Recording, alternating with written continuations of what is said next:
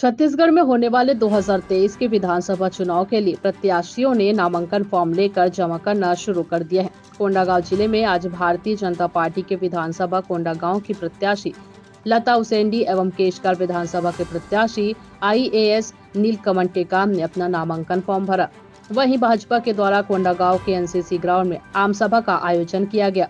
इस आम सभा में केंद्रीय गृह एवं सहकारिता मंत्री अमित शाह शामिल हुए और आम सभा को संबोधित करते हुए प्रदेश में कांग्रेस सरकार के नाकामियों को जनता को बताते हुए इस बार विधानसभा चुनाव में कांग्रेस की सरकार को जड़ से उखाड़ कर फेंकने और सरकार को बदलने की बात कही।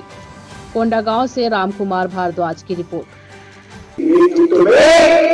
कमल की सरकार यही एक रास्ता बचा। मैं तो भाई आज राम के नैनीहाल में आया हूं। भगवान श्री राम छत्तीसगढ़ उनका नैनीहाल है। मुझे बताओ भाइयों बहनों, अयोध्या में राम मंदिर बनना चाहिए था या नहीं बनना चाहिए था? इतने सालों तक कांग्रेस ने रोक कर रखा। इस बार छत्तीसगढ़ में 3 दिवालियां बनने वाली है। 3 दिवाली मैं बताऊं कैसे 3 दिवाली बनेगी। एक तो दीपावली के दिन पटाखे जलाकर दीपावली मनाएंगे ना, जो बनाएंगे ना। 3 दिसंबर को भाजपा सरकार होगी, फिर से दीपावली मनाएंगे ना। और जनवरी में राम मंदिर तैयार हो जाएगा, फिर से हम दीपावली मनाएंगे।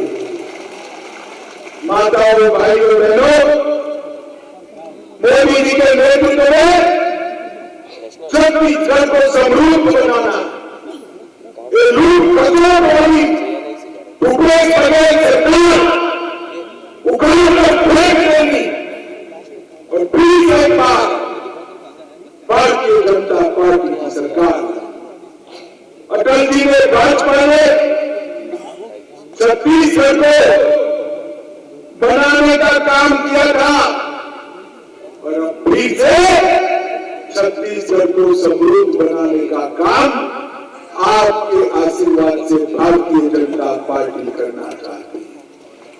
मुझे बताइए बहन लता क्या करिए, बहन लता उसेंडी को जिताएंगे क्या? अरे जोर से माता हो तो जोर से बोलो, जिताओगे क्या? कमल के निशान पे बटन दबाओगे? ये नीलकंठ को जिताओगे क्या? आज भूपेश बघेल की सरकार बस्तर से स्थानीय भर्ती को छीन करके